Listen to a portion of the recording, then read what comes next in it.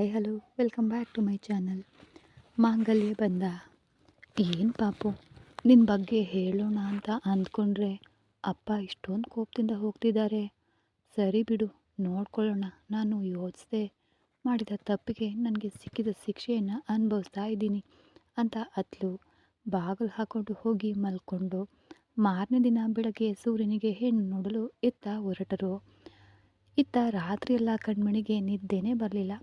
ಅವಳ ಮನಸ್ಸು ತೊಳಲಾಡ್ತಾ ಇತ್ತು. ನಾನು ಮಾಡಿದ್ದು ತಪ್ಪು ತಾನೇ, ಅದಕ್ಕಾಗಿ ಗರ್ಭಿಣಿಯಾಗಿರೋದನ್ನು ಸಹ ಹೇಳಲಾಗದಷ್ಟು ಪಾಪಿಯಾಗಿದ್ದೀನ. ಯಾಕಜ್ಜಿ, ನೀನು ಕೂಡ ನನ್ನನ್ನು ಕ್ಷಮಿಸೋದಿಲ್ವಾ? ಮಾವನ ಮನಸ್ಸನ್ನು ಬದಲಾಯಿಸೋದಿಲ್ವಾ ಅಜ್ಜಿ? ನಾನು ಗರ್ಭಿಣಿಯಾಗಿದ್ದೇನೆ. ನೀನು ಆಸೆ ಪಟ್ಟಂತೆಯೇ ನಿನ್ನ ವಂಶ ನನ್ನ ಹೊಟ್ಟೆಯಲ್ಲಿ ರೂಪುಗೊಂಡಿದ್ದೆ. ಆದರೆ ಅದನ್ನು ಮಾವನಿಗೆ ಹೇಳಲು ಸಾಧ್ಯ ಆಗ್ತಿಲ್ಲ. ಆಸೆಯಿಂದ ನಾನು ಹೇಳಲು ಹೋದರೆ ಮಾವ ಕೋಪದಿಂದ ದಿಟ್ಟಿಸಿ ನೋಡಿ ಹೊರಟು ಹೋದರು. ಹೇಗೆ ಹೇಳದೆ ಇರೋದು ಅಂತ ಅವಳ ಮನಸ್ಸು ತೊಳಲಾಡ್ತಲೇ ಆ ರಾತ್ರಿ ಕಳೆಯಿತು. ಎಂದಿನಂತೆ ಬೆಳಗ್ಗೆ ಎದ್ದ ಅವಳು ತನ್ನ ಕೆಲಸಗಳನ್ನು ಮುಗಿಸಿ ಕಾಲೇಜ್ಗೆ ತಯಾರಾದಳು. ಅದೇ ಸಮಯದಲ್ಲಿ ನೀಲು ಕೂಡ ಎಂದಿನಂತೆ ಕಾಲೇಜ್ಗೆ ತಯಾರಾದಳು. ಅಪ್ಪ ಅಮ್ಮ ಇಬ್ಬರು ಮಾತನಾಡಿದ ಸ್ಥಿತಿಯಲ್ಲಿ ಅವಳಿಗೆ ಮನೆಯಲ್ಲಿ ಇರೋದಕ್ಕಿಂತ ಕಾಲೇಜ್ಗೆ ಇರೋದೇ ಸ್ವಲ್ಪ ನೆಮ್ಮದಿ ಕೊಡ್ತಾಯಿತ್ತು. ಅಲ್ಲಾದರೂ ಸ್ನೇಹಿತೆಯರೊಂದಿಗೆ ತನ್ನ ಗಂಡನ ಬಗ್ಗೆ ಯಾವುದೋ ಒಂದು ರೀತಿಯಲ್ಲಿ ಮಾತನಾಡ್ಕೊಳ್ತಾ ತನಗೆ ನಡೆದದ್ದನ್ನು ಯಾರಿಗೂ ಹೇಳದೆ ಅವಳು ಸ್ವಲ್ಪ ಸಹಜವಾಗಿ ಇರುವಂತೆ ತೋರಿಸ್ಕೊಳ್ತಾ ಇದ್ಲು. ಅವಳು ಕಾಲೇಜ್ಗೆ ತಯಾರಾಗಿ ಹೊರಬಂದಾಗ ಒಳ್ಳೆಯದಾಗಿ ಕಳ್ಕೊಂಡ ಜೀವನವನ್ನು ಕಳ್ಕೊಂಡು ಹೀಗೆ ಸಿಂಗರಿಸ್ಕೊಂಡು ಯಾವ ಕೋಟೆಯನ್ನು ಗೆಲ್ಲೋದಕ್ಕೆ ಈಗ ಓದಲು ಹೋಗ್ತಿದೀಯಾ ಅಂತ ಅವಳ ಅಮ್ಮ ಕೇಳಿದ್ದಕ್ಕೆ ಅವಳಿಗೆ ಕಣ್ಣೀರು ಬಂತು. ಅಮ್ಮ, ಈಗ ಯಾಕೆ ಹೀಗೆ ಮಾತನಾಡ್ತಿದ್ದೀಯಾ? ನನ್ನ ಜೀವನ ಮುಗಿದ್ರೂ ನಾನು ಒಳ್ಳೆಯ ರೀತಿಯಲ್ಲಿ ನನ್ನ ಓದನ್ನು ಮುಗಿಸ್ಬೇಕು ಅಂತಾನೆ ಕಾಲೇಜ್ಗೆ ಹೋಗ್ತಾ ಇದ್ದೀನಿ. ನೀವು ಯಾಕೆ ಹೀಗೆಲ್ಲ ಮಾತಾಡ್ತಾ ಇದ್ದೀರಾ ಅಂತ ಅಳ್ತಾನೆ ಅವಳು ಕೇಳಿದ್ಲು. ಇವತ್ತು ನಿನ್ನ ಗಂಡನಿಗೆ ಅಲ್ಲ ತಪ್ಪಾಗಿ ಹೇಳಿದೆ. ನನ್ನ ತಮ್ಮನಿಗೆ ಹೆಣ್ಣು ನೋಡಲು ಹೋಗ್ತಾ ಇದ್ದಾರೆ ಅಂತ ಹೇಳಿದಾಗ ನೀಲುಗೆ ಎಲ್ಲಿಲ್ಲದ ನೋವಾಯಿತು. ಆದರೂ ಮಂದಹಾಸದಿಂದನೇ, ಇಲ್ಲಿ ನೋಡಮ್ಮ, ನೀನು ಒಳ್ಳೆಯ ವಿಷಯವನ್ನೇ ಹೇಳಿದೀಯಾ. ಮಾವ ಹೀಗೇನೇ ಇದ್ದರೆ ಅವರ ಜೀವನ ವ್ಯರ್ಥವಾಗುತ್ತೆ. ಒಳ್ಳೆಯ ರೀತಿಯಲ್ಲಿ ಹೆಣ್ಣು ನೋಡಿ ಅವರಿಗೆ ಇಷ್ಟವಾಗಿ ಮದುವೆಯಾಗಿ ಸಂತೋಷವಾಗಿ ಬಾಳಲಿ. ಇದರಲ್ಲಿ ನನಗೆ ಯಾವ ತೊಂದರೆನೂ ಇಲ್ಲ. ಸಮಯ ಆಯಿತು, ನಾನೀಗ ಕಾಲೇಜ್ಗೆ ಹೊರಡ್ತೀನಿ ಅಂತ ಅವಳು 2 ಹೆಜ್ಜೆ ಮುಂದಿಟ್ಲು. ನಿಲ್ಲೆ, ನಿನ್ನ ಜೀವನ ಇಲ್ಲಿ ಬೇರೊಬ್ಬಳಿಗೆ ಹೋಗ್ತಾ ಇದೆ ಅಂತ ಬೇಸರದಲ್ಲಿ ಮಾತನಾಡ್ತಾ ಇದ್ದೀನಿ. ನೀನೇನೋ ಒಳ್ಳೆಯ ವಿಷಯ ತಾನೇ ಅಂತ ಸಂತೋಷವಾಗಿ ಮದುವೆಯಾಗಿ ಚೆನ್ನಾಗಿರಬೇಕು ಅಂತ 60 ವರ್ಷದ ಮುದುಕಿಯಂತೆ ಆರೈಸಿ ಹೋಗ್ತಾ ಇದೀಯಾ? ಯಾಕೆ ಹೆತ್ತವರನ್ನ ಹೀಗೆ ಗೋಳು ಇಕ್ಕೋತೀಯಾ? ಇಬ್ಬರು ಮಕ್ಕಳನ್ನು ಹೆತ್ತೆವು. ಒಬ್ಬಳು ಅರ್ಥ ಮಾಡ್ಕೊಳ್ದೆ ಸತ್ತು ಹೋಗ್ಬಿಟ್ಲು. ಇನ್ನೊಬ್ಬಳಾದರೂ ಚೆನ್ನಾಗಿ ಬಾಳೋದನ್ನು ನೋಡೋಣ ಅಂತ ಆಸೆ ಪಟ್ವು. ಆದರೆ ನೀನು ನಿನ್ನ ಜೀವನವನ್ನು ನೀನೇ ನಾಶ ಮಾಡಿಕೊಂಡು ಈಗ ಡೈಲಾಗ್ ಹೊಡಿತಿದೀಯಾ? ಡೈಲಾಗ್. ನೀನು ತುಂಬ ಕಷ್ಟಪಡ್ತಿದ್ದೀಯಾ ನೀಲು, ಕಷ್ಟಪಡಲಿದ್ದೀಯಾ ಅಂತ ಅವಳ ಅಮ್ಮ ಕಣ್ಣೀರಿನಿಂದ ಹೇಳಿದ್ಲು. ತಾನು ಮಾಡಿದ ಮೂರ್ಖತನ ತಿಳಿಯದ ನನಗೆ ತುಂಬ ಕಷ್ಟ ಆಗಬಹುದು ಅಮ್ಮ, ಆದರೆ ಅದಕ್ಕಾಗಿ ಮಾವನ ಜೀವನವನ್ನು ನಾನು ಹಾಳು ಮಾಡಲು ಇಷ್ಟಪಡೋದಿಲ್ಲ. ಯಾರಿಗಾದರೂ ಮದುವೆ ಮಾಡ್ಕೊಳ್ಬೇಕು, ಒಂದು ಮಗುವನ್ನು ಪಡಿಬೇಕು, ತನಗೊಂದು ವಾರಸುದಾರ ಬೇಕು ಅನ್ನೋ ಆಸೆ ಇರುತ್ತೆ ಅಲ್ವಾ? ಆದರೆ ಅದಕ್ಕೆ ನನಗೆ ಯೋಗ್ಯತೆ ಇಲ್ಲ. ಹಾಗಾಗಿ ಮಾವ ಒಳ್ಳೆಯ ರೀತಿಯಲ್ಲಿ ಮದುವೆ ಮಾಡ್ಕೊಳ್ಳಿ. ಇದ್ರ ಬಗ್ಗೆ ನನ್ನ ಬಳಿ ಏನು ಮಾತನಾಡಬೇಡಮ್ಮ ಅಂದವಳು ಆಗಲೇ ಅಲ್ಲಿಂದ ಹೊರಟು ಹೋದ್ಲು. ಪಾಪಿ ಕಣೆ, ನನ್ನ ಹೊಟ್ಟೆಯಲ್ಲಿ ಬಂದು ಹೇಗೆ ಹುಟ್ಟಿದೆಯಲ್ಲ, ತನ್ನ ತಲೆ ಮೇಲೆ ತಾನೇ ಮಣ್ಣು ಹಾಕ್ಕೊಂಡ್ಳು.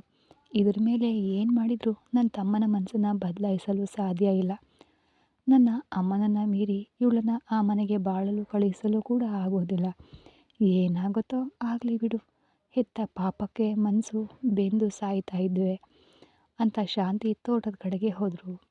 ಕಣ್ಮಣಿಯ ಮನೆಯಲ್ಲಿ ಅವಳನ್ನು ಕರೆದೊಯ್ಯಲು ಪ್ರಕಾಶ್ ಕೂಡ ಬಂದಿದ್ದ. ಮಹದೇಶ್, ಪ್ರಕಾಶ್ ಇಬ್ಬರು ಕೂಡ ಊಟ ಮಾಡ್ತಾಯಿದ್ರು.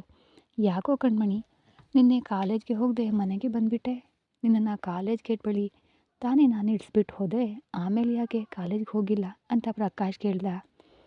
ಆಗಲೇ ಕಣ್ಮಣಿ ಕಾಲೇಜ್ಗೆ ಹೋಗದೆ ಇರುವಂತಹ ವಿಚಾರ ಮಹದೇಶ್ಗೆ ತಿಳಿಯಿತು. ವೇಗವಾಗಿ ತಲೆ ಎತ್ತಿ ಮಹದೇಶ ಕಣ್ಮಣಿಯನ್ನು ನೋಡ್ದ. ಅಣ್ಣ, ಅದು ಬಂದು ಅಂತ ಅವಳು ಹಿಂಜರಿದ್ಲು ಮಾತನಾಡಲು. ಆಗಲೇ ಕಣ್ಮಣಿ ಕಾಲೇಜಿಗೆ ಹೋಗದ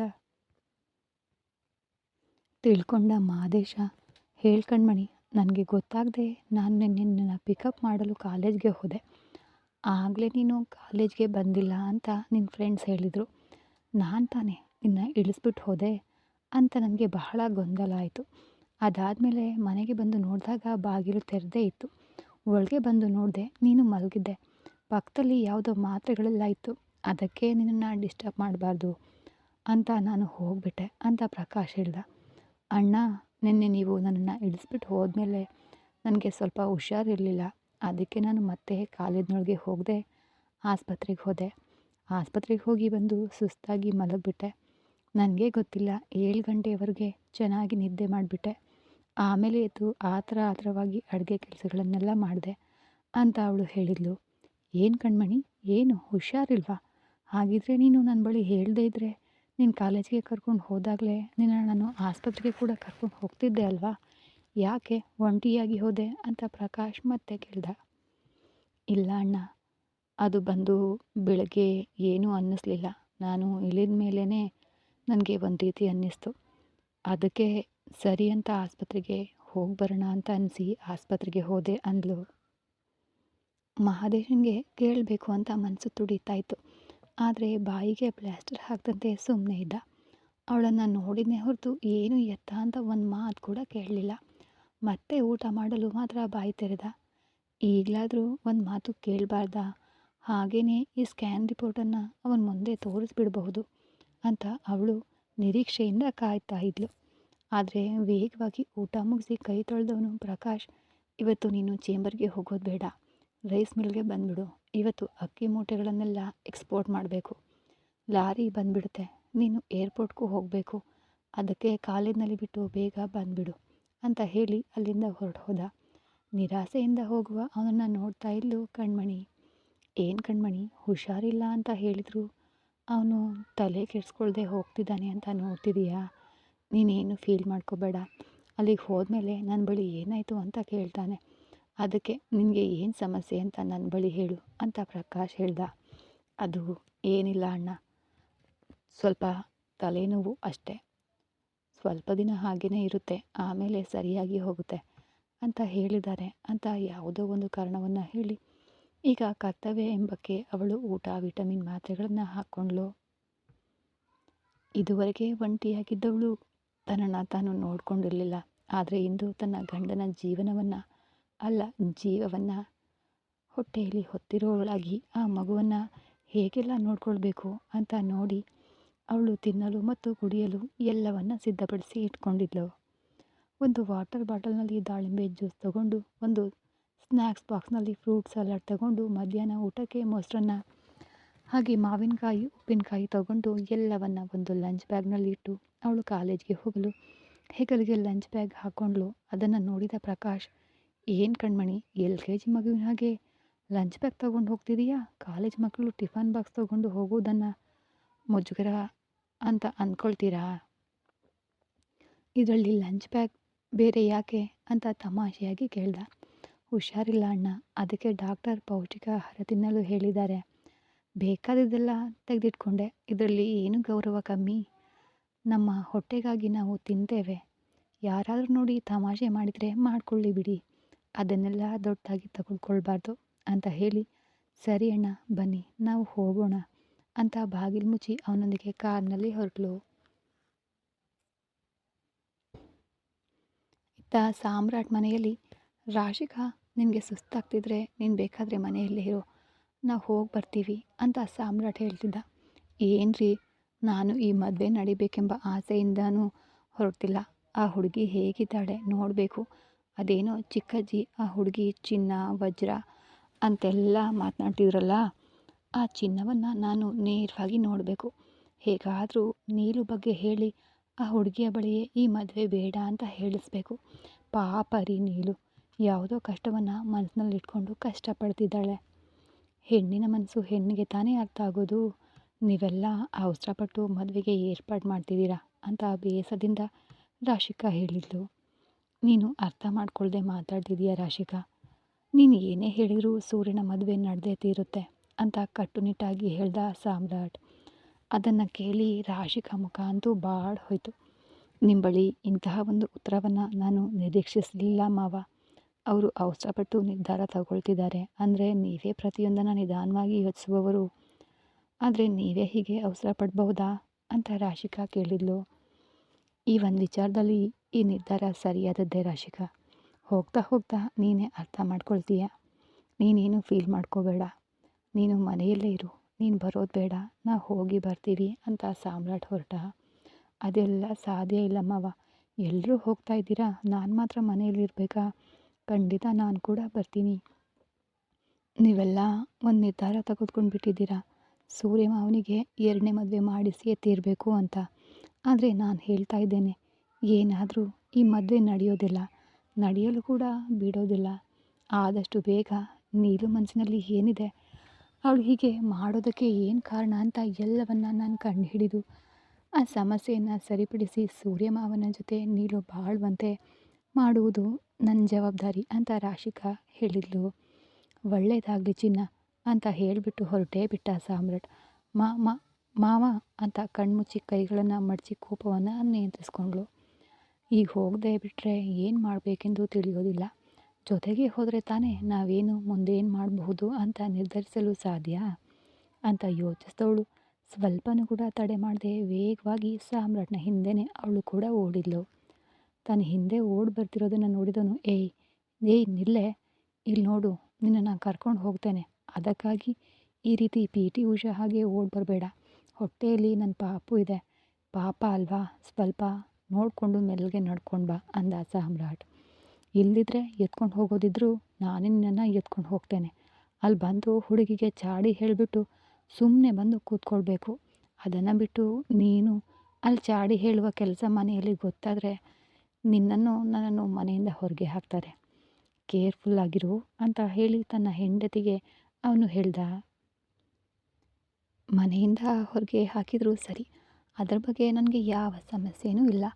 ಆದರೆ ಈ ಮದುವೆಯನ್ನು ಮಾತ್ರ ನಡೆಯಲು ನಾವು ಬಿಡೋದಿಲ್ಲ.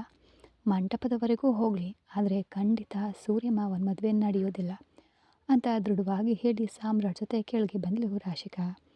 ಮನಸ್ಸೇ ಇಲ್ದಿದ್ರು ಮನೆಯಲ್ಲಿರುವವರೆಲ್ಲರೂ ಇದುವರೆಗೂ ಅವನಿಗೆ ಬೇಕಾದಷ್ಟು ಹೇಳಿ ಅವನ ಮನಸ್ಸನ್ನು ಗೊಂದಲಗೊಳಿಸಿ ಇಟ್ಟಿದ್ದರಿಂದ ಬೇರೆ ದಾರಿ ಇಲ್ಲದೆ ಹೆಣ್ಣು ನೋಡಲು ತಯಾರಾದ ಸೂರ್ಯ. ಎಲ್ಲರೂ ಕೂಡ ಈಗ ಹೆಣ್ಣಿನ ಮನೆಗೆ ಹೊರಟರು. ಇತ್ತ 4 ಕಾರುಗಳು, ಇಡೀ ಕುಟುಂಬ ಸೂರ್ಯನಿಗೆ ಹೆಣ್ಣು ನೋಡಲು ಹೊರಟಿತು. ಅವರ ಊರಿನ ಪಕ್ಕದ ಊರೇ ಆ ಹೆಣ್ಣಿನ ಊರು. ಅವರು ಕಾರ್ನಲ್ಲೂ ಹೋಗುವಾಗಲೂ ಸೂರ್ಯನ ಮುಖ ಬಾಡಿ ಹೋಗಿಯೇ ಇತ್ತು.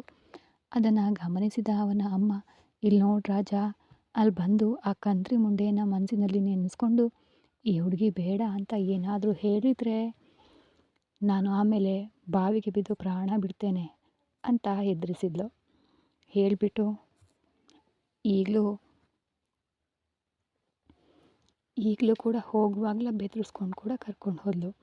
ಅವ್ರ ಕಾರ್ನಲ್ಲಿ ಹೋಗುವಾಗಲೂ, ಇಲ್ಲಿ ನೋಡು, ನೀನು ಹೀಗೆ ತಾಳಿ ಕಟ್ಟೋವರೆಗೂ ಬೆದರಿಸ್ತಲೇ ಇರ್ತೀಯಾ? ಇಲ್ಲಿ ನೋಡು, ನಾನು ತಾನೇ ಸರಿ ಅಂತ ಹೇಳಿಬಿಟ್ಟೆ. ಇದ್ರ ಮೇಲೆ ಅನವಶ್ಯಕವಾಗಿ ಏನು ಮಾತಾಡಬೇಡಮ್ಮ.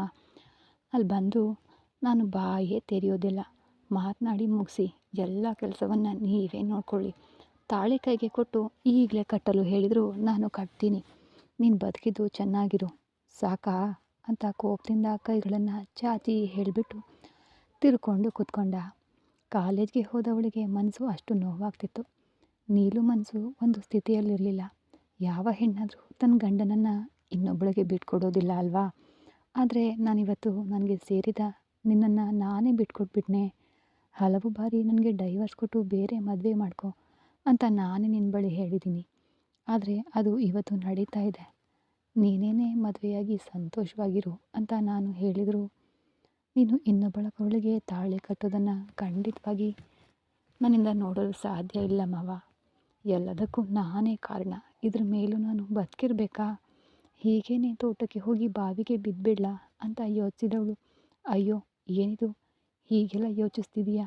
ಬೇಡ ನೀಲು, ಮತ್ತೆ ನೀನು ತಪ್ಪು ಮಾಡಬೇಡ. ನೀನು ಸತ್ತು ಹೋದರೆ ಸೂರ್ಯ ಮಾವನ ಜೀವನ ಹಾಳಾಗಿ ಹೋಗಿಬಿಡುತ್ತೆ. ಇಷ್ಟು ದಿನ ಎಲ್ಲವನ್ನ ಸಹಿಸ್ಕೊತಾನೇ ಇದೆ, ಇನ್ನೂ ಸ್ವಲ್ಪ ದಿನ ಸಹಿಸ್ಕೊ. ಅವ್ರ ಮದುವೆ ಒಳ್ಳೆ ರೀತಿಯಲ್ಲಿ ನಡೆಯಲಿ, ಅದಾದಮೇಲೆ ಯಾರ ಕಣ್ಣಿಗೂ ಬೀಳದೆ ಎಲ್ಲಾದರೂ ಹೋಗಿ ಸತ್ತು ಹೋಗೋಣ ಅಂತ ಅಂದ್ಕೊಂಡವಳು ಕಣ್ಣೀರನ್ನು ತಾನೇ ಸಮಾಧಾನ ಮಾಡಿಕೊಂಡು ಒರೆಸ್ಕೊಂಡು ತರಗತಿಗೆ ಹೋದಳು. ಸೂರ್ಯನ ಕಾರು ಹೆಣ್ಣಿನ ಮನೆಯ ಬಾಗಿಲಲ್ಲಿ ಬಂದು ನಿಂತಿತು. ಬಹಳ ದೊಡ್ಡ ಹಳ್ಳಿಯ ಮನೆ ಅದು. ಆ ಮನೆ ಪೂರ್ತಿ ಹೂಗಳಿಂದ ಅಲಂಕರಿಸಲಾಗಿತ್ತು. ಅವ್ರ ಕಾರು ಸಾಲಾಗಿ ಬಂದು ನಿಲ್ತಿದ್ದಂತೆ ಗಂಡಿನ ಮನೆಯವರನ್ನು ಅಲ್ಲಿದ್ದವರು ಸ್ವಾಗತಿಸಲು 10 ಜನ ಬಿಳಿ ಪಂಚೆ ಶರ್ಟ್ನಲ್ಲಿ ಮಹಿಳೆಯರು ರೇಷ್ಮೆ ಸೀರೆಯಲ್ಲಿ ಮದುವೆಗೆ ತಯಾರಾಗಿರುವವರಂತೆಯೇ ಬಂದು ಕೈ ಮುಗಿದು ಅವರನ್ನು ಸ್ವಾಗತಿಸಿದರು. ಯಾವಾಗಲೂ ಗಾಂಭೀರ್ಯದಿಂದ ತಲೆ ಎತ್ಕೊಂಡಿರುವವನು ಇಂದು ತಗ್ಗಿಸಿದ ತಲೆ ಎತ್ತಲೇ ಇಲ್ಲ. ಪಟ್ಟೆ ಪಂಚೆ ಶರ್ಟ್ ಧರಿಸಿದ್ರು ತನಗೂ ಇಲ್ಲಿ ನಡೀತಿರೋದಕ್ಕೂ ಏನು ಸಂಬಂಧನೇ ಇಲ್ಲ ಅನ್ನುವಂತಿದ್ದ ಸೂರ್ಯ ಅವನ ಕೈಗಳನ್ನು ಹಿಡಿದು ಒಳಗಡೆ ಕರೆದೊಯ್ದನು. ಸಾಮ್ರಾಟ್ ರಾಶಿಕಾಗಂತೂ ಆ ಹುಡುಗಿನ ತಕ್ಷಣ ನೋಡಬೇಕು ಅನ್ನೋ ಕುತೂಹಲ. ಅವರನ್ನು ಕರ್ಕೊಂಡು ಹೋಗಿ ಅಲ್ಲಿದ್ದ ಹಾಲಿನ ಸೋಫಾದಲ್ಲಿ ಕುಳ್ಳಿರಿಸಿ ಕೆಳಗಡೆ ಜಮಖಾನ ಹಾಸಿದ್ದು ಅವರು ತಂದಿದ್ದ ಹೂವು ಹಣ್ಣುಗಳಿಂದ ತುಂಬಿದ ತಾಂಬೂಲ ತಟ್ಟೆಗಳನ್ನು ಅದರ ಮೇಲೆ ಇಟ್ಟು ಜೋಡಿಸಿದರು. ಮಹಿಳೆಯರೆಲ್ಲ ಕೆಳಗೆ ಜಮಖಾನದ ಮೇಲೆ ಕುಳಿತಿದ್ರೆ ಪುರುಷರೆಲ್ಲರೂ ಸೋಫಾದಲ್ಲೇ ಕುಳಿತಿದ್ರು. ಹೆಣ್ಣಿನ ಕಡೆಯಿಂದಲೂ ಸಂಬಂಧಿಕರು ಕೂಡ ಬಂದಿದ್ದರು. ಹೀಗೆ ಸಾಮಾನ್ಯ ಮಾತುಕತೆಯ ನಂತರ ಸರಿ ಹುಡುಗಿಯನ್ನು ಬರಹೇಳಿ ಅಂತ ಹಿರಿಯರು ಹೇಳಿದರು. ಆಗ ಹೆಣ್ಣಿನ ಮನೆಯ ಸಂಬಂಧಿಕರ ಮಹಿಳೆಯರು ಒಳಗೆ ಹೋಗಿ ರೋಹಿಣಿಯನ್ನು ಕರೆತಂದರು. ಈಗಲೇ ಮದುವೆ ಅನ್ನುವಂತೆ ತಯಾರಾಗಿದ್ಲು ರೋಹಿಣಿ. ಚಿನ್ನದ ಬೊಂಬೆಯಂತೆ ತಲೆಯಿಂದ ಕಾಲಿನವರೆಗೂ ಕಾಲ್ಗೆಜ್ಜೆ ಕೂಡ ಚಿನ್ನದಲ್ಲೇ ಧರಿಸಿದ್ಲು. ಸೂರ್ಯನ ಅಮ್ಮ ಅವಳನ್ನೇ ದಿಟ್ಟಿಸಿ ನೋಡ್ತಾಯಿದ್ರು. ಇಂತಹ ಒಂದು ಹುಡುಗಿ ನನ್ನ ಸೊಸೆಯಾಗಿ ಬರೋದನ್ನು ಬಿಟ್ಟು ಅವಳನ್ನು ಹೋಗಿ ಕಟ್ಕೊಂಡಿದ್ದಾನಲ್ಲ ಅಂತ ಮನಸ್ಸಿನಲ್ಲೇ ಈಗಲೂ ಅವಳು ತನ್ನ ಮೊಮ್ಮಗಳು ಅನ್ನೋದನ್ನು ಮರೆತುಬಿಟ್ಟು ಸೊಸೆ ಅನ್ನೋ ಭಾವನೆಯಲ್ಲೇ ನೀಲುನನ್ನು ಬೈಕೊಳ್ತಾ ಇದ್ರು. ಸೂರ್ಯ ತಲೆ ಎತ್ತಿ ನೋಡಲೇ ಇಲ್ಲ. ರೋಹಿಣಿ ಎಲ್ಲರಿಗೂ ಜ್ಯೂಸನ್ನ ತಂದುಕೊಟ್ಲು. ಸೂರ್ಯನಿಗೆ ಕೊಡುವಾಗಲೂ ಅವಳನ್ನು ನೋಡದೆ ತೆಗೆದುಕೊಂಡ ಸೂರ್ಯ ಅದು ಹೇಗೆ ಅವಳಿಗೆ ನಿರಾಸೆಯುಂಟು ಮಾಡಿತು. ಅವನಿಗಾಗಿಯೇ ತನ್ನನ್ನು ಅಲಂಕರಿಸ್ಕೊಂಡವಳು ಈಗ ತನ್ನ ಮುಖವನ್ನು ಅವನು ತಲೆ ಎತ್ತಿ ನೋಡದೇ ಇದ್ದಾಗ ಅವಳಿಗೆ ಕೋಪ ಬಂತು. ಆದರೂ ಕೂಡ ಅದನ್ನು ತೋರಿಸ್ಕೊಳ್ದೆ ದೂರ ಆಗಿ ಹೋಗಿ ನಿಂತಳು. ಸರಿ, ನಿಮ್ಮೆಲ್ಲರಿಗೂ ಹುಡುಗಿ ಇಷ್ಟವಾಗಿದೆಯಾ ಅಂತ ಹೆಣ್ಣಿನ ಅಜ್ಜ ಕೇಳಿದರು. ನಮ್ಮೆಲ್ಲರಿಗೂ ಹುಡುಗಿ ತುಂಬ ಇಷ್ಟ ಆಗಿದೆ. ಮೊದಲೇ ದೇವಸ್ಥಾನದಲ್ಲಿ ನೋಡಿ ಮಾತನಾಡಿದ್ದೀವಿ ಅಲ್ವಾ, ಇನ್ನೇನು ಇವತ್ತು ದಿನ ಚೆನ್ನಾಗಿದೆ. ನಿಶ್ಚಿತಾರ್ಥ ಮಾಡಿ ಹುಡುಗಿ ಹುಡುಗ ಉಂಗುರ ಬದಲಾಯಿಸ್ಕೊಳ್ಳಿ, ಮದುವೆ ದಿನಾಂಕವನ್ನು ನಿಗದಿಪಡಿಸ್ಬಿಡೋಣ ಅಂತ ಎಲ್ಲರಿಗಿಂತ ಮೊದಲು ಸೂರ್ಯನ ಅಮ್ಮ ಹೇಳಿದರು. ಅದನ್ನು ಇಡೀ ಕುಟುಂಬ ಕೂಡ ಒಪ್ಕೊಳ್ತು. ತನ್ನ ತಾಯಿಯನ್ನು ಬೆಂಕಿ ಅಂತ ದಿಟ್ಟಿಸಿದ ಸೂರ್ಯ ಆದರೆ ಅವನು ದಿಟ್ಟಿಸೋದು ಅವನ ಅಮ್ಮನ ನೋಡಲೇ ಇಲ್ಲ. ಅವರ ದೃಷ್ಟಿಯೆಲ್ಲ ರೋಹಿಣಿಯ ಮೇಲೆ ಇತ್ತು. ಈಗಷ್ಟೇ ಅವರ ದೃಷ್ಟಿ ಹೋದ ದಿಕ್ಕನ್ನು ನೋಡಿ ರೋಹಿಣಿಯನ್ನು ನೋಡಲು ಅವಳು ಅವನನ್ನು ನೋಡಿ ಕಣ್ಮಿಟಕಿಸಿ ನಕ್ಕಳು. ಸೂರ್ಯನಿಗೆ ಏನೋ ಆದಂತಾಗಿ ವೇಗವಾಗಿ ತಲೆ ತಗ್ಗಿಸ್ಕೊಂಡ. ಹುಡುಗಿಗೆ ನಿಶ್ಚಿತಾರ್ಥದ ಸೀರೆಯೆಲ್ಲ ನಾವು ತೊಗೊಂಡು ಬಂದಿದ್ದೀವಿ. ಅದಕ್ಕೆ ಈ ಸೀರೆ ಬದಲಾಯಿಸ್ಕೊಂಡು ಬಂದರೆ ನಾವು ನಿಶ್ಚಿತಾರ್ಥ ಮಾಡಿಕೊಳ್ಬಹುದು ಅಂತ ಮನೆಯ ಹಿರಿಯ ಸೊಸೆಯಾಗಿ ಜವಾಬ್ದಾರಿಯಿಂದ ಸಾಧನ ಆ ನಿಶ್ಚಿತಾರ್ಥದ ಸೀರೆ, ಅದರಲ್ಲಿ ಬಳೆಗಳು, ಕನ್ನಡಿ, ಪೌಡರ್, ಬಾಚಣಿಗೆ ಹಿಡಿದು ಮುಡಿಯುವವರೆಗೂ ಹೂಗಳನ್ನು ಎಲ್ಲವನ್ನು ಕೂಡ ಪ್ರತಿಯೊಂದನ್ನು ಕೂಡ ತಾಂಬೂಲವನ್ನು ತೆಗೆದು ಹೆಣ್ಣಿನ ಕೈಗೆ ಕೊಟ್ಟರು ಸಾಧನ. ಈ ಕತೆ ಮುಂದುವರಿಯೋದು. ಇವರು ಅಂದ್ಕೊಂಡಾಗೆ ಎಂಗೇಜ್ಮೆಂಟ್ ನಡೆಯುತ್ತಾ ಇದಕ್ಕೆ ಸೂರ್ಯ ಒಪ್ತಾನ ಅಂತ ಮುಂದಿನ ಎಪಿಸೋಡಲ್ಲಿ ನೋಡಿ. ಅಲ್ಲಿವರೆಗೂ ಧನ್ಯವಾದಗಳು. ಮತ್ತೆ ಸಿಗೋಣ ಮುಂದಿನ ಎಪಿಸೋಡಲ್ಲಿ.